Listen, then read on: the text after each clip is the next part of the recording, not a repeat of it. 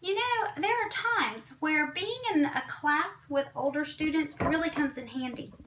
This is one of those times because even though you've never done this before, you've seen it plenty of times.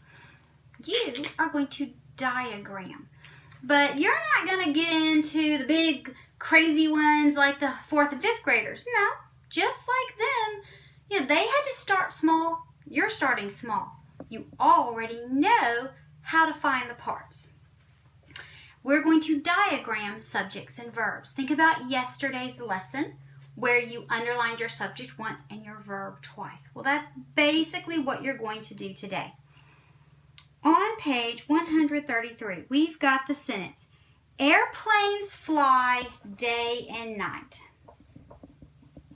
Airplanes fly day and night. Starts with an N, not an M, boys and girls. Airplanes fly day and night. The first thing I think is, do I see one of my special verbs? And I don't. So I'm going to be looking for an action. And I see it. Fly. So I underline that twice. What fly?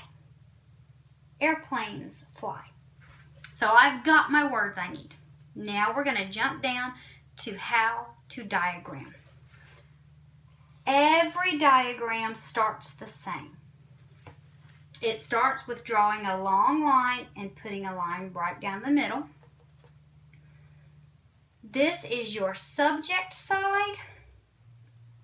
This is your predicate side. It's going to have the verb. Now remember, your subject is going to be a noun or a pronoun. Or noun or verb, however you want to do it. I personally like to do the verb first. Fly on the verb side. What flies? Airplanes. Now I want you to notice something. Airplane is capitalized here because it's the beginning of the sentence, so it has to be capitalized here. Fly is in the middle of the sentence. It's not capitalized. Don't capitalize it here.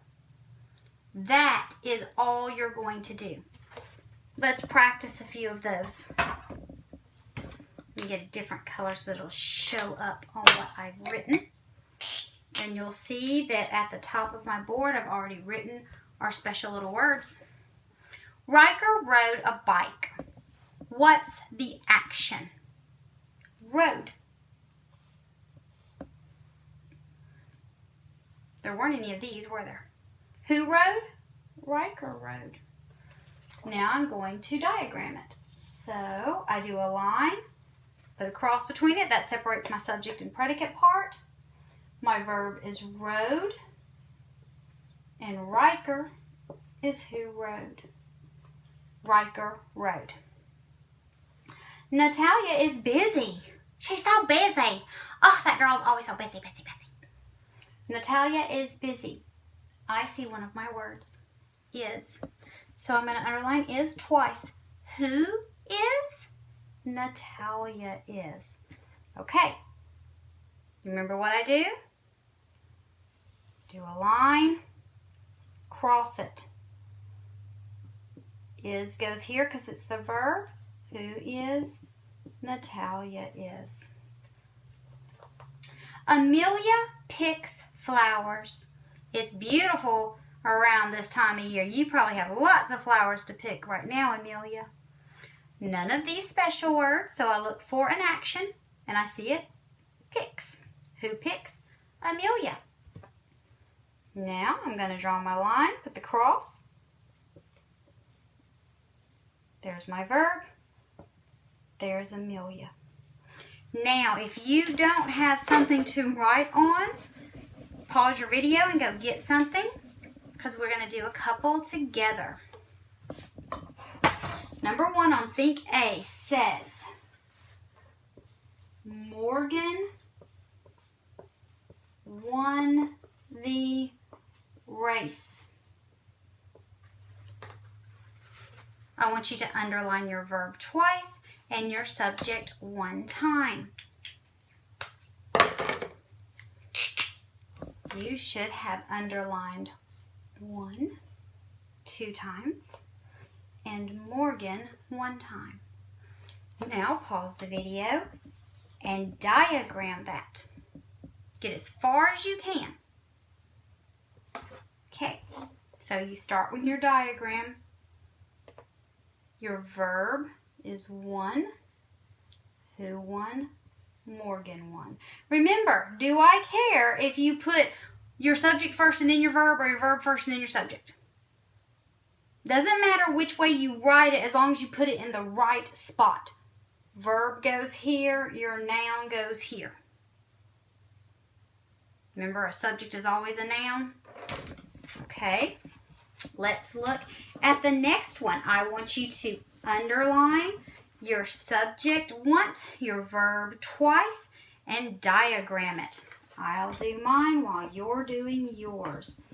John Adams was the second president. Do you see me go my shoo, shoo? That's me going ahead and drawing my line. Okay, I see my special verb word. Was. Who was? John Adams. 1 time. Okay, so I'm going to, instead of doing my verb first like I always do, I know that that's my subject, so I can write my subject here. I know my verb goes here. I just want to point out that it doesn't matter as long as I put them in the right spot.